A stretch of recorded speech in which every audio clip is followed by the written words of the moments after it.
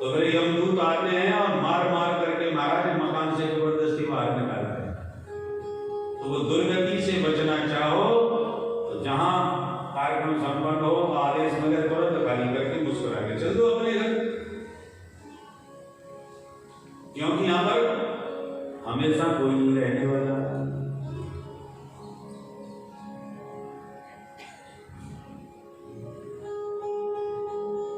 एक एक शब्द गौकर्ण जी का बहुत ही सार गर्भ है, हृदय में उतर गया आत्मदेव के, तुरंत घर छोड़ के पंडित जी निकल पड़े। ये गौकर्ण जी के दो सूत्र हमारे पूज्य महाराज श्री को बहुत प्रिय है। इन दोनों सूत्रों की हमारे जो पंडित जी हैं ना, दिनेश पांडे जी, एक श्लोक, इन दोनों श्लोकों की बहुत बढ़िया व्याख्या पूज्य स्वामी जी महाराज ने उनको तैयार कराई थी। जब चातुर्मास वृंदावन धाम में चल रहा था तो हम भी सेवा करने जाते थे। जब भी हम पहुंचते थे स्वामी जी महाराज कहते कुछ सुनो, तो हमको वाणी से सेवा करने का सौभाग्य मिलता था चातुर्मास में। तो जब हम गए थे उस दिन हमसे पहले पंडित जी से बुलवाया गणेश जी से, तो ये दो श्लोकों की व्याख्या उन्होंने बहुत जोरदार सुना। हमने कहा ये बहुत बढ़िया व्याख्या आपने करी, तो अगर हमको स्वामी जी ने दिया करवाई। तो जब भी कोई बात स्वामी जी हमें बताते थे और कदाचित हम नोट नहीं कर पाए तो दिनेश जी के पास पहुंच जाते थे कि आपको जरूर व्याख्या बताई, तो उनसे नोट करते थे। तो ये दो श्लोक आत्मदेव के लिए, और हम जितने बैठे हैं सभी आत्मदेव। अपनी आत्मा को जो दिव्यता में प्रतिष्ठित करना चाहे वे सबके सब आत्मदेव हैं।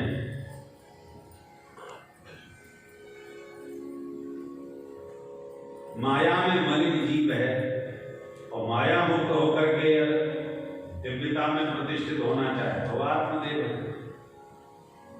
रहता कहाँ है? बोले तुंगभद्रा नदी के तट पर। तुंगभद्रा क्या है? तुंग कहते हैं ऊंचा और भद्र माने कल्याण। सर्वोत्कृष्ट कल्याण का जो साधन है वो तुंगभद्रा है, और वो तुंगभद्रा है मनुष्य शरीर। 84 लाख योनियों में सर्वोत्कृष्ट आत्म कल्याण का साधन मनुष्य शरीर। बड़े भाग्य मानुष तन का, बड़े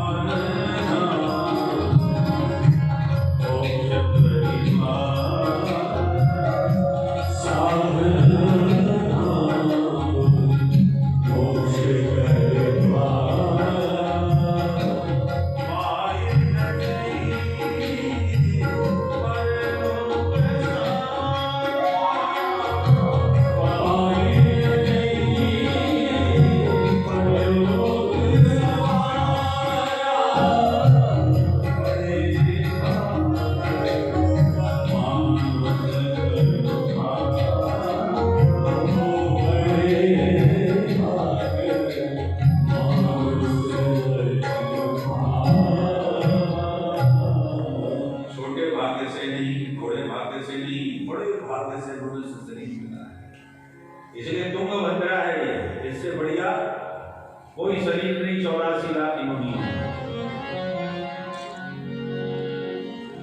तो इस तुंगभद्रा में रहता है आत्मदेव, और इसकी पत्नी बहुत खतरनाक है। ये हमारी जो मति है, ये हमारी श्रीमती है।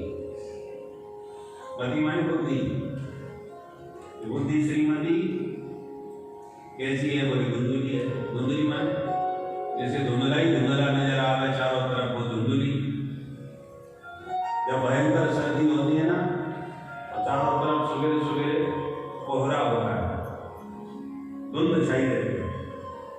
निकट का व्यक्ति भी नजर नहीं आता। उसी प्रकार हम सबकी आंखों में भी संशय भ्रम की धुंध छाई हुई है, माया की धुंध। माया का मोतियाबिंद चढ़ा हुआ है ना आंखों का, मोतियाबिंद आ जाने से भी धुंध आंखों में छा जाती है। तो हमारे मति में, बुद्धि में धुंधली है, बुद्धि ये संशय और भ्रम में जीती है। जब हम कथा सुनते हैं तो खूब से हिलाते हैं, महाराज जी बहुत जोरदार बात कही, ये बात तो बिल्कुल हमारे को गले उतर गई, बिल्कुल मेरे ऊपर ही गई, खूब से हिलाते हैं। और ये भीतर बैठी धुंधली कहती है चाय इतनी खोपड़ी हिला लो, घर चलो फिर बताती। और घर में जाके जब दुकान पर बैठते हैं, घर के कामों में लगते हैं, इसमें धुंधली अपना कुतर चालू कर देती है। इतने अच्छे महात्मा ने फल दिया कि पत्नी को गिरा देना, तेरा मनोरथ पूजा होगा। उसी प्रकार हम संतों के पास जाते हैं तो ज्ञान का फल पाते हैं। संत कहते हैं जो ज्ञान तुम्हें मिला है वो अपनी बुद्धि में बैठा है। फल खिलाने का मतलब क्या है? जो ज्ञान संतों से मिले उसे बुद्धि में बैठा लो। परंतु हम लोग कथा खूब सुनेंगे, बड़ी बड़ी ज्ञान की बातें सुनेंगे, पर सुनने के बाद जब बुद्धि में बैठाने की बात आती है, उसी बुद्धि को तर्क करना चालू कर देती है। जैसे धुंधली ने फल नहीं खाया कुतर्क के कारण, उसी प्रकार हमारी बुद्धि भी धुंधली होने के कारण ज्ञान का फल स्वीकार नहीं करती। महाराज जी कह रहे थे सत्य बोलो, सत्य तोलो। जब सत्य बोलेंगे, सत्य तोलेंगे, दुकान कैसे चलेगी? अरे तो थोड़ा बहुत झूठ बोलना ही पड़ता है। हर बात में ऐसे ही समझौता करके, शास्त्रों की बातों की उपेक्षा करके हम मनमुखी आचरण करने लगते हैं। धुंधली फल नहीं खाती। ऐसी जो बातें हम सुनते हैं, समझते हैं, अगर मानने लग जाए तो जीवन ही बदल जाए। और सुनते समझते हैं फिर भी मानते नहीं, क्योंकि ये कुतर्किणी बुद्धि मानने नहीं देती। परिणाम क्या हुआ? फल नहीं खाया, इसलिए धुंधकारी घर में आया। धुंधकारी बेटा तो नहीं था पंडित जी का, तो उनकी पत्नी की बहन का बेटा था, साली का बेटा था। गलती से अपना मान गया, उसी ने परेशान किया, सताया। उसी प्रकार यदि फल खा लिया होता तो गौगण उन्हीं का बेटा होता, धुंधकारी का कोई घर में स्नान नहीं होता, पंडित जी की जिंदगी लोग परलोक दोनों बन जाता। फल न खाने का परिणाम था कि धुंधकारी आया। धुंधकारी माने अज्ञान और गौपण माने विवेक। सत्संग से विवेक पैदा होता है ना, तो संत का सत्संग किया, वहां से ज्ञान का फल मिला, उस ज्ञान के द्वारा विवेक रूपी गौपण का जन्म हुआ। और सत्संग से प्राप्त जो विवेक है वही जीवन का रास्ता दिखाता है। इसलिए गौपण जी ने आत्मदेव को रास्ता दिखाया, दिव्य ज्ञान दिया, मार्गदर्शन कराया। ये संशयात्मिका बुद्धि के भ्रम में ही, भ्रम के कारण ही हम लोग कष्ट पाते हैं, अज्ञान से ग्रसित रहते हैं। इसलिए हम सभी आत्मदेव हैं और गौगण रूपी विवेक के द्वारा जीवन का रास्ता दिखाया जाता है। अतः इन दोनों श्लोकों को खूब अच्छी तरह अपने हृदय में उतार लेना चाहिए। सनकादिक कहते हैं नारद जी, पंडित जी तो चले गए तपस्या करने के लिए, इस ज्ञान को प्राप्त करके गौगण जी से, और धुंधकारी ने अपनी मां धुंधली को मारना पीटना चालू किया, तो उन्होंने कुआं में गिर के आत्महत्या की। माता पिता दोनों नहीं रहे तो गौपण जी तीर्थ यात्रा करने के बहाने निकल गए। अब परम स्वतंत्र हो गया धुंधकारी, अकेला घर में 5 वैश्याओं को घर में लाकर बैठा दिया, उनको खुश करने के लिए चोरी डकैती करने लगा। एक दिन उन्हीं 5 ने मिलकर के मौका पा करके राजनीति से पलंग के साथ बांध दिया, गला दबाया, नहीं मारा, चिल्लाया, तो आगे के अंगारे इसके मुंह में भर दिए और अंत तो 5 ने मिलकर मारा। गड्ढा खोल करके आनंद ने गाड़ दिया और सारा माल लेके 5 गायब हो गया। भूत बना है। गोकर्ण जी को पता चला तो गया में जाकर के पिंडदान किया। गया में श्राद्ध तर्पण करके जब घर लौटे तो रात्रि में क्या देखा कि भेड़ का बच्चा घूम रहा है घर में। तो डंडा लेके भगाने लगे। अरे ब्राह्मणों के घर में भेड़ का बच्चा कहां से आ गया भाई? जिस घर में भेड़ बकरी कुत्ते पाले जाते हैं उस घर के भविष्याणी को देवता ग्रहण नहीं करते। इसलिए घर में कभी भी कुत्ता नहीं पालना चाहिए। बोलो राधे राधे। सारे देवता जिसके रोम रोम में निवास करते हैं वो गौ माता है। गौ का पालन घर में करना चाहिए। सारे देवी देवता प्रसन्न है। जन्म देने वाले जननी जन्म देने के बाद 1-2 साल तक आपका अपने दुग्ध से पोषण करती है, और गौ माता तो जीवन भर अपने दुग्ध से हमारा संवर्धन करती है। इसलिए गावो विश्वस्य मातरः, इसलिए ऋषियों ने गाय को विश्व की माता कहा, गौ माता। तो शास्त्र जिसमें रोम रोम में देवता बताते हैं, इसकी इतनी महिमा मुक्त कंठ गाते हैं, उसके लिए हमारे घर में स्थान नहीं रह गया। और जिसका स्पर्श भी वर्जित है उस कुत्ते को हम अपनी रसोई तक घुसाए देते हैं।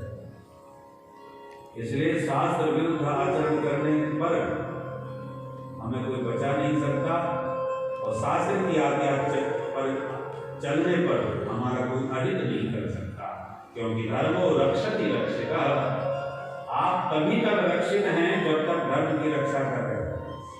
आप और हम यदि अपने धर्म की रक्षा नहीं करेंगे तो धर्म भी हमारी रक्षा नहीं करेगा। हमें कोई नहीं बचा सकता। सरकार से उम्मीद मत करना कि सरकार हमारी रक्षा करेगी। हमारा धर्म हमारी रक्षा करेगा, किंतु कब? जब हम अपने धर्म की रक्षा करेंगे तब। कल कुछ महाराज श्री संकेत दे रहे थे कि चुड़िया चली गई, जनेऊ चला गया, संस्कार समाप्त हो गए। ब्राह्मण भी उपनयन धारण करें तो बड़ी बात है।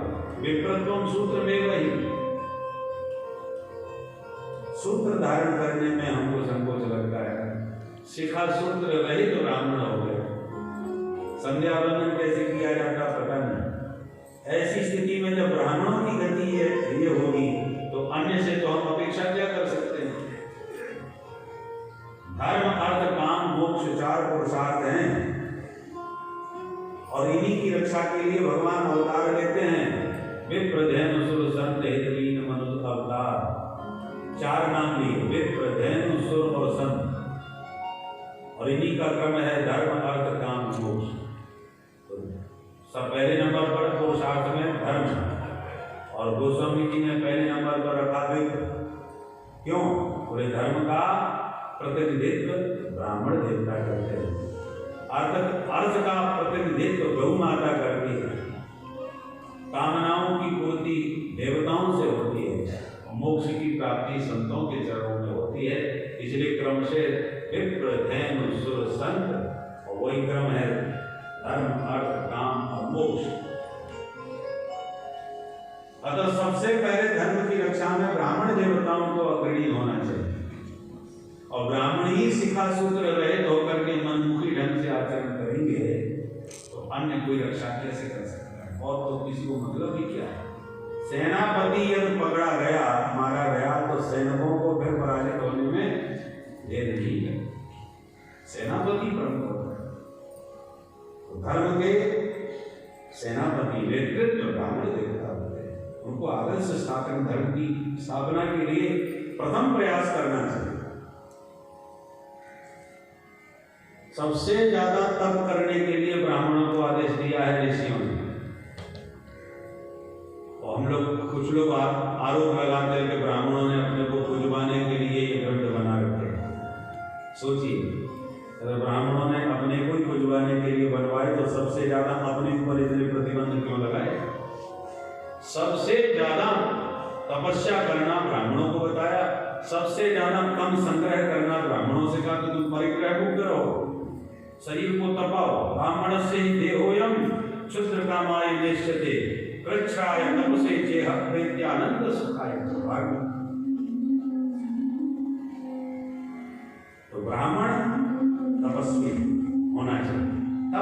जी का प्रभाव है।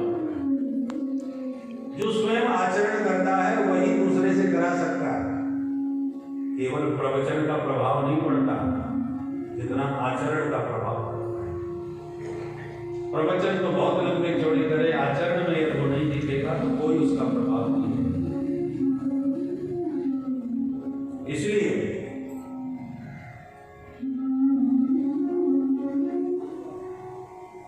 धर्मार्थ पुरुषार्थ चतुष्टय ब्राह्मणों को यह सबका उपदेश करना चाहिए और उसका आचरण भी करना चाहिए। गौ माता की बड़ी महिमा, ब्राह्मण के घर में गाय होनी चाहिए। अरे जितने हिंदू हैं एक एक गाय भी अपने घर रखने लगे, करोड़ों गायों की रक्षा हो सकती है। और हम सब कहते हैं गौ रक्षा करो, गौ माता की जय हो, वो बोलेंगे, अपने घर में एक गाय की दर्शन करने को नहीं। पहले महात्मा लोग भी उसी के घर ठहरते थे जिसके घर में गौ सेवा होती, क्योंकि संत महात्मा उनका तो जीवन शैली का अंग है गाय। साधु को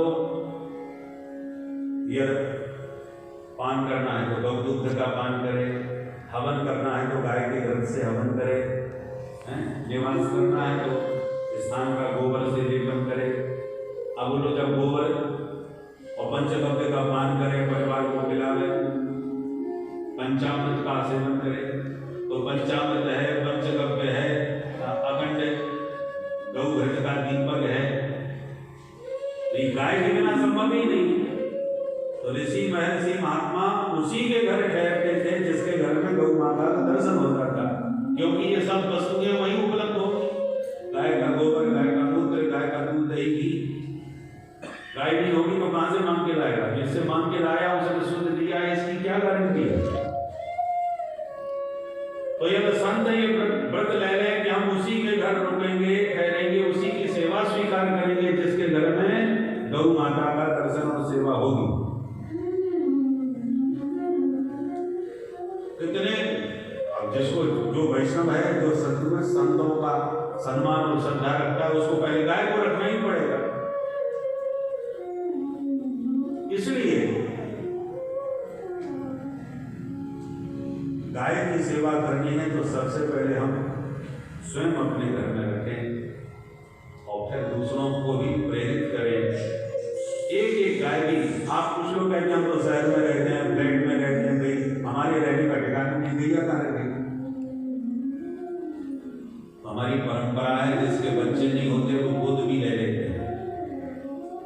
हमारे बच्चा नहीं है, दूसरे के बच्चे को गोद ले लेते हैं, जरूरी नहीं है वो हमारे ही हो। ऐसी गाय आप नहीं पाल सकते, घर में नहीं रख सकते, तो जहां गौशाला है वहां गाय गोद तो ले सकते हैं। आश्रम में कितनी गाय होती, उनमें से एक गाय गोद ले लो, उसका खर्चा पानी का वहन करो। एक एक गाय अगर हम गोद ले लेंगे तो आश्रम में कितनी गायों की रक्षा हो जाएगी।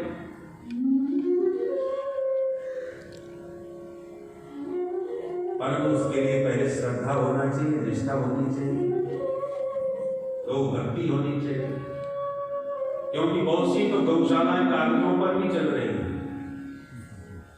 गाय के नाम पर महाराज खूब जमीन खरीदेंगे, खूब बढ़िया गौशाला के नाम पर खूब भवन बनाएंगे, करोड़ों रुपए पहले लगाएंगे, उसके बाद 4 गाय रखेंगे। हमारी गौशाला 50 एकड़ में, और हमने वहीं पर बहुत बढ़िया अपने रहने का बंगला भी वहीं बनाया।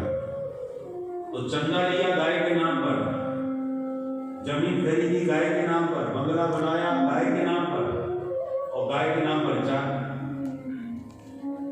इसलिए जब तक अपनी आंखों से जाकर के न देखो कि सचमुच गौ सेवा किस ढंग से हो रही है, केवल सुनकर के ही सेवा नहीं, धन का सदुपयोग होना चाहिए। भगवान ने धन दिया है, गाय के नाम पर खर्च कर रहे हो तो गाय के जाकर दर्शन भी करो, देखो। एक दिन तो निकाल ही सकते हो भैया, जाके देखने कि गाय की सेवा होगी कैसे रही। जिस गाय को गोद में लिया है, गोद लिया है, उसकी सेवा कैसी चल रही है, चल के देखो। तो जब गौकर्ण जी ने देखा कि जिस घर में गाय होनी चाहिए, भेड़ कैसे घुसे आई, भगाने और जैसी भेड़ को भगाने का प्रयास किया तो भेड़ भैंसा बन गई, फिर हाथी बन गई। गौगण जी डर गए, ये क्या बोला भाई, कस्म कौन हो तुम? तो आवाज अहम रातात्मदीयोस्मि धुंधुकारी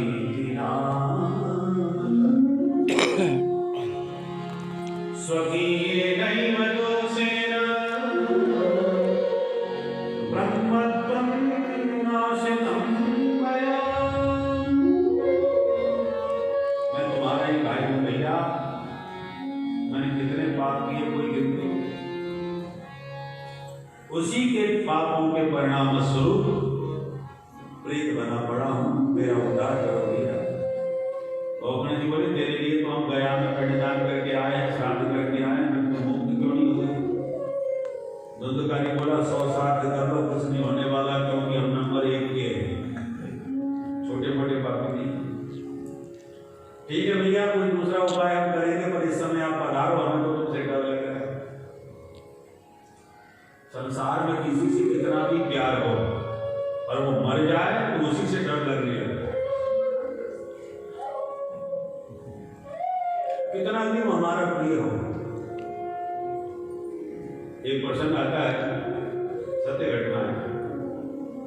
2 लड़कियां आपस में बड़ी सहेली थी, हॉस्टल में रहती थी, एक ही कमरे में, दोनों में बड़ा प्रेम था। छुट्टियां हुई 2 महीने की तो अपने अपने घर गए। तो एक जा रही थी, रास्ते में उसका एक्सीडेंट हो गया, वो मर गई। उसका संस्कार हुआ। जब छुट्टियां पूरी हुई, विद्यालय लगा, पढ़ाई चालू हुई, तो वो आ गई और दोनों सखियां फिर उसी घर में रह, उसी कमरे में आराम से रह, पढ़ाई चली।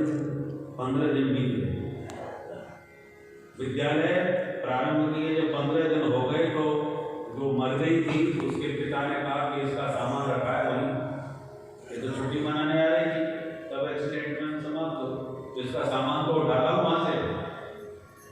तो उस लड़की का पिता अपनी बेटी का सामान लेने हॉस्टल में गया। जब सामान लेने लगा तो उसकी सहेली आ गई। बोले आप सामान लेके कहाँ जा रहे हैं? बोले हम तो बोले बिटिया उसका सामान यहाँ पड़ा है तो मैं लेने आया हूँ। बोले क्यों, वो क्या कॉलेज छोड़ गई? कॉलेज छोड़ने की बात करी, वो तो संसार छोड़ के चली। ये कैसे हो सकता है? हम और वो दोनों 15 दिन से साथ ही साथ पढ़ रहे हैं, घूम रहे हैं, 15 दिन से तो मेरे साथ है। तो बेटी तेरे को भ्रम हो रहा है, वो एक्सीडेंट में मारी गई थी, मैं तो उसका संस्कार किया हूँ, ऐसा हो ही नहीं सकता।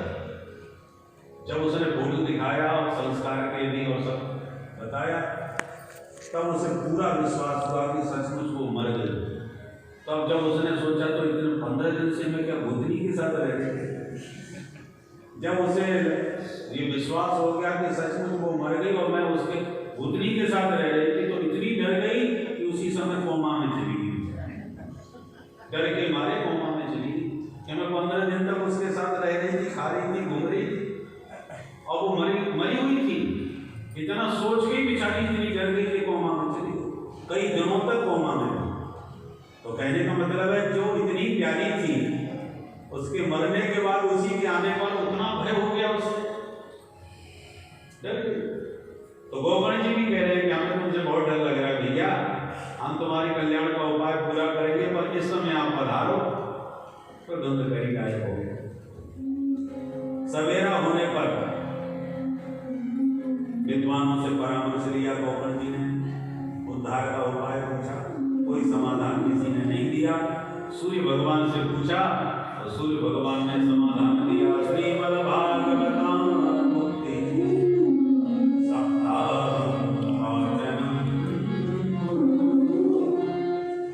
गौगण अपने भाई को भागवत सप्ताह विधि से श्रवण कराओ, मुक्त हो जाएगा।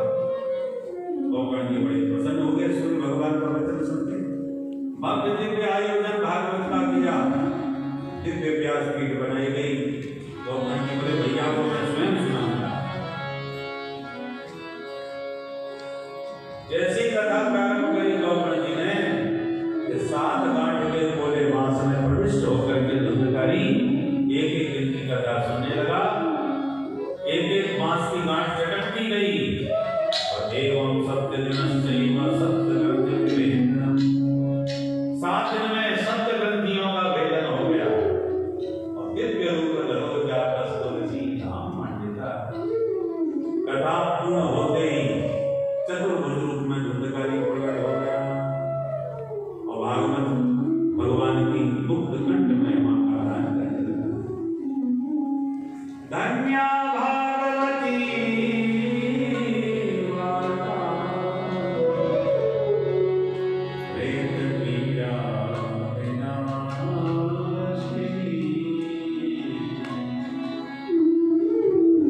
अन्य है ये भागवत की कथा जिसने मेरे जैसे पापी प्रेत को भी पवित्र कर दिया।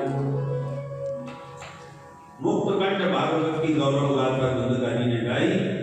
इतने में दिव्य विमान आकाश मंडल से आया। पार्षदों ने हाथ पकड़ के धुंधकारी को उस विमान में बैठाया। गोकर्ण जी ने कहा भैया कथा सबने बराबर सुनी है, विमान एक दिन क्यों आया? विमान सबको आना चाहिए।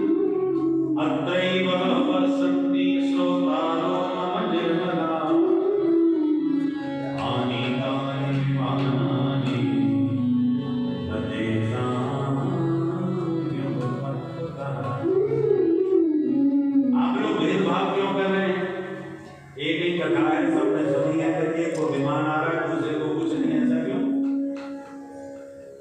पार्षदों ने कहा भैया श्रवणं तु कृतं सर्वैः न तथा मननं कृतं। कथा सुनी तो सबने पर मनन में ध्यान किसी ने नहीं किया। गाय घास चरती घूम घूम कर एक एक दाना जगह जगह से खाती है परंतु चबाती नहीं। गाय घास चर के आती है फिर घर में बैठ के बैठी बैठी ज्वारी करती है, मुंह चलाती रहती है। ज्वारी करने पर वो घास पच जाती है, ज्वारी नहीं करेगी तो पचेगी नहीं। उसी प्रकार आप सुन रहे हैं ये घास चरना है, कुछ हमसे सुना कुछ उनसे सुना कुछ उनसे सुना, जहां से जो मेरा सुन लिया। सुनने के बाद बैठ के उस पर विचार करो। उन्होंने जो बात कही, इन्होंने जो बात कही, इसमें सच्चाई क्या है? ये शास्त्र का वचन है, झूठा तो नहीं होगा, और इसको हम प्रैक्टिकल जीवन में कैसे उतार सकते हैं? उस पर खूब विचार करो, खूब मंथन करो, उसको आचरण में उतारने का प्रयत्न प्रारंभ करो। यह है ज्वारी करना। सुनकर के केवल सुनकर के छोड़ दोगे तो हृदय में नहीं हो पाएगा, और सुनने के बाद जब विचार करोगे तब ये आपके आचरण में धीरे धीरे आने लगेगा। श्रवण मनन निधिध्यासन पूर्वक ग्रहण करना। मुक्ति की इच्छा धुंधकारी के मन में प्रबल थी, इसलिए मुक्त हो गया।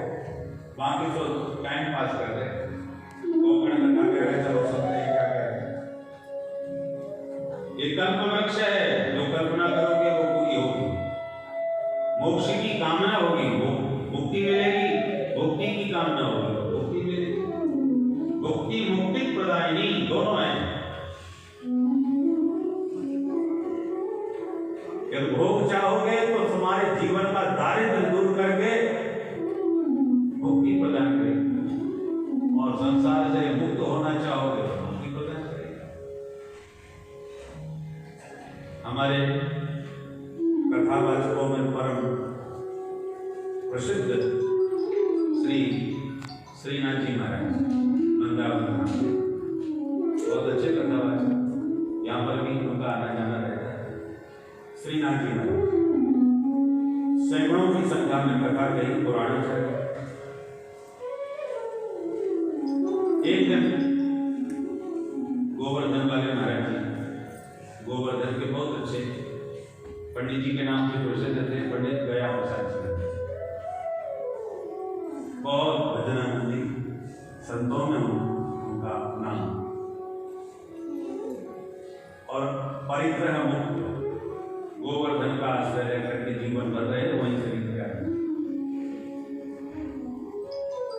तो भाव में डूबे रहते थे।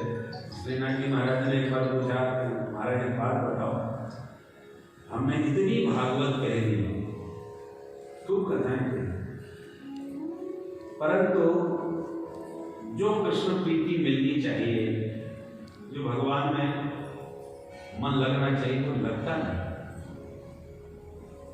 कृष्ण प्रीति प्राप्त हुई, कारण तो पहले तो पंडित जी महाराज डालते रहे, बार बार प्रश्न किया, महाराज बताइए, इतनी कथा कहने के बाद भी कृष्ण भक्ति हमको नहीं।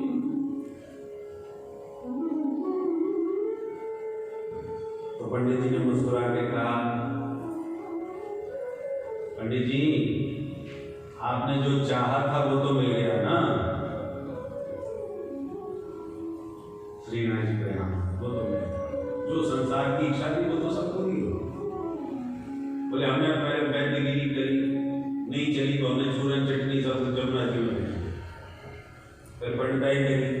तो बड़े बड़े सेठों के यहाँ जब पांडित्य कर्म करने जाते थे तो उनकी कोटियाँ देखते थे, जो मन में लालच आता था ऐसा मकान अपना भी होना चाहिए, और इच्छाएं तो बहुत होती है। तो महाराज भगवान की कृपा से मकान भी बहुत जोरदार बन गया, और जो भी चाहा था ये होना चाहिए वो होना चाहिए, गाड़ी बंगले सब हमारे पास हो गए। तब पूज्य महाराज जी ने कहा कि ये कल्प वृक्ष है, जो मांगोगे वही तो मिलेगा। कृष्ण भक्ति के लिए कथा कही होती तो कृष्ण भक्ति मिलती, तुमने भुक्ति चाहिए तो भुक्ति मिलती, मुक्ति चाहिए तो मुक्ति मिलती। दारिद्र्य दुख ज्वलितानां माया पिशाची परिमर्दिता। श्रीनाथ जी महाराज ने ये श्लोक बहुत सुना है। ये भागवत कल्प वृक्ष है, दारिद्र्य दुख का दमन करने वाली है। कोई कितना भी गरीब दरिद्र ब्राह्मण यदि त्रिकाल संध्या करता है और भागवत का पाठ करता है, ये संभव ही नहीं कि उसके जीवन से दारिद्र्य दूर ना हो।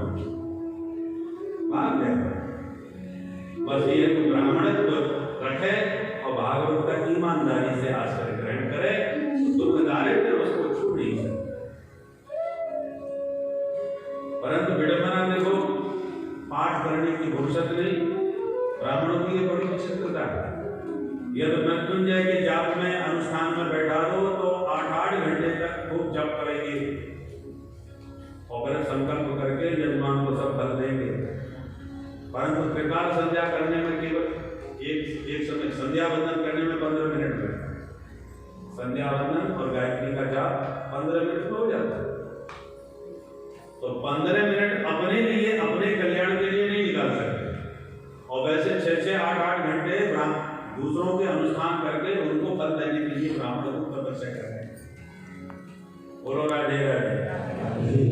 तो ब्राह्मण अपना निज कर्म त्यागे नहीं, ब्राह्मण की रक्षा करे, गायत्री का जाप करे, संध्या वंदन करे और फिर भागवत का पाठ करे, तो हो ही नहीं सकता कि दारिद्र्य उसे छू सके। वो जिसको आशीर्वाद देगा, अरे उसके आशीर्वाद से लोग श्रीमान बन जाएंगे, उसके जीवन में दारिद्र्य कैसे रह सकता है? और ब्राह्मणत्व की रक्षा तो करनी पड़ेगी। दारिद्र्य दुख ज्वलितानां माया पिशाची परिमर्दितानां। माया से बहुत आप परेशान हैं, मैं और मोर की माया के प्रपंच में फंसे हुए बचना चाहते हो तो भागवत का आश्रय ग्रहण करो। माया पिशाची का एकदम मर्दन कर देगी, माया मुक्त बना देगी चीज को, सब कुछ देने में सामर्थ्य इस श्रीमद् भागवत में। मुक्ति दाने न गर्जती, मुक्ति दान की सिद्ध गर्जना भागवत भगवान करते हैं। ऐसी महिमा गाते होंगे भगवत पार्षद रुद्रता जी को लेकर के अंतर्धान हो गए। श्रोता सब उदास हो गए कि हम लोग चुप गए। गोकर्ण जी बोले दास बैठा है, उदास होने की जरूरत नहीं, हम दोबारा कथा करेंगे। उन्हें भव्य दिव्य कथा का आयोजन हुआ। दूसरी कथा जब विश्राम हुई तो जितने श्रोता उतने विमान प्रकट हो गए और साक्षात श्री हरि ने प्रकट होकर के गोकर्ण को हृदय से लगा दिया। बोल भागवत भगवान की जय। और जैसे राम जी अपने अवध वासियों को साथ में लेके साकेत धाम गए थे, अयोध्या वासिन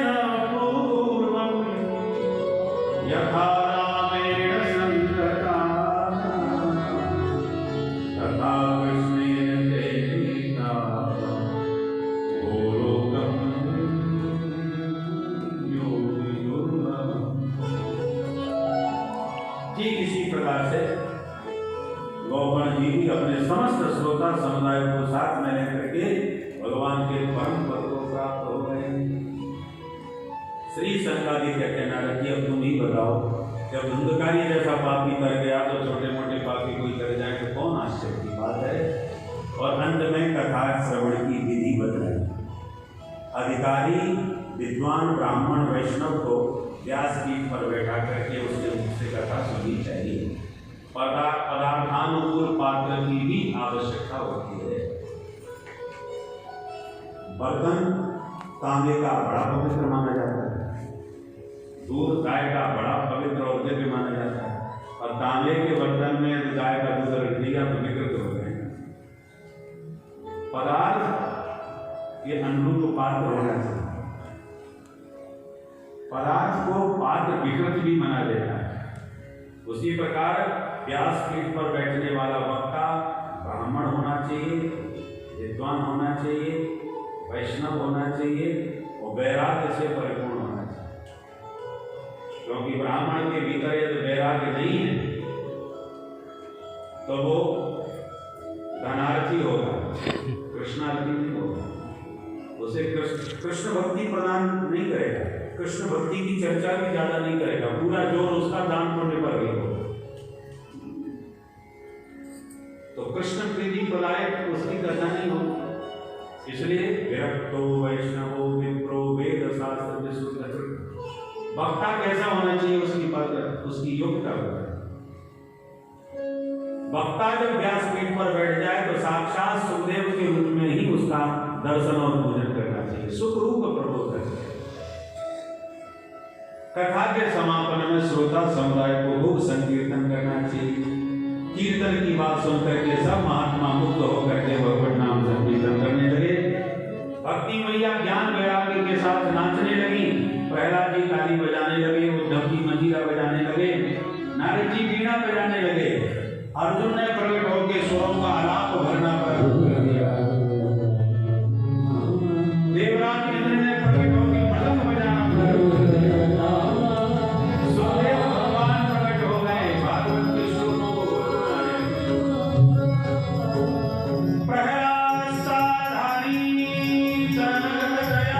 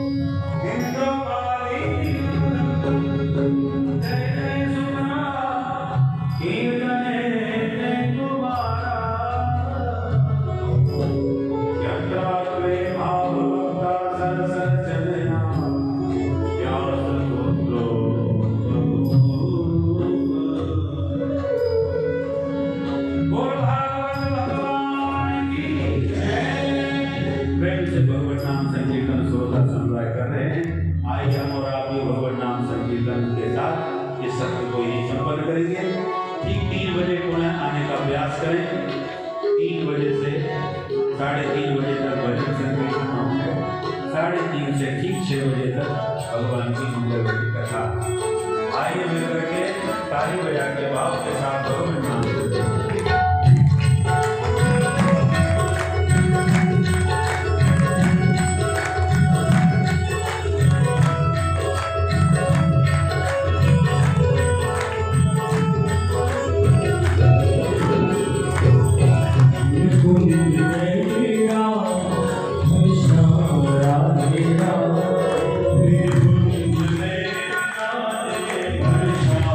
Radhe